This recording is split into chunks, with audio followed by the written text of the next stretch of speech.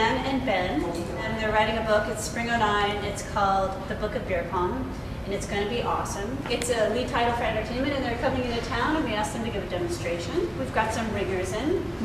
The distinctives versus the profitables.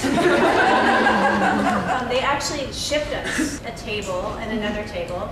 And I'll turn it over to Ben and Dan. So I want to first give you an overview. Beer pong is not a drinking game.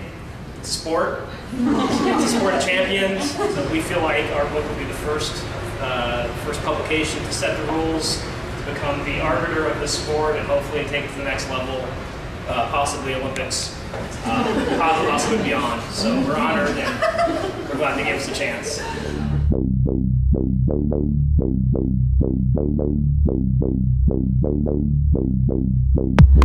Then each team will start with 2 balls, and both players will get 1 shot each. And if they make it into a cup, you remove the cup. You either pour it into an empty cup or you drink it right away. If both players make a shot, you get the balls back. It's going right back.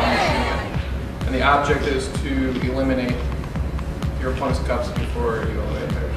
And we'll play the bounce rule, and the bounce is if you hit it off the table and then it goes into a cup, it's 2 cups are removed, but you're allowed to defend it as soon as it hits the table.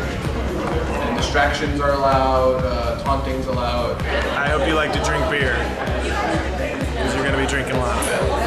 When I sink the ball in the cup, you drink the beer. This is Victoria.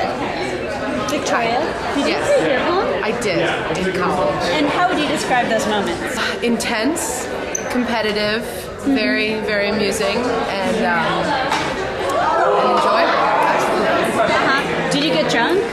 Considering the amount of beer I consumed, I should have been more intoxicated. However, because it is so competitive and intense, you tend to stay more focused. Did you consider yourself a good beer pong player? Yes, I'm an athlete. Now we want to rewrite. Do you think athletes are better at beer pong? Definitely. It takes better hand-eye coordination, and especially if you can get the art going, that's really important to your beer pong follow through. This is Renee. Renee, did you play beer pong before? I have not played beer pong, but I have played quarters. Are you interested in playing beer pong? Yes, I am. Yes! Trisha, do you play beer pong? I do play beer pong. When was the last time you played beer pong? Last weekend at my friend's house, they have a little table, and they like to play a lot. And these are just some older guys who are still hanging on to the last threads of their college experience. And it's actually really fun, and it can be pretty social, and you're just hanging out with your friends, and it's a good game to play.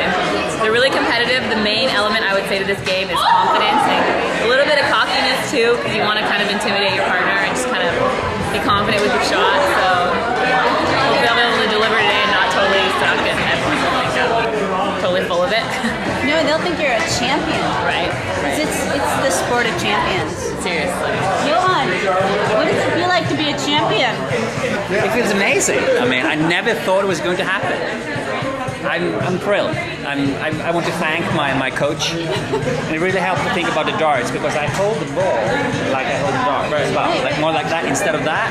Like I saw the ex-champions, they were throwing more like this. We call that the granny grip. Yeah, very girly. The granny grip. Yeah. Oh, okay. I think we should bring this to Frankfurt. That's one of the beauties of the sport. It's all-encompassing. It's a melting pot like America.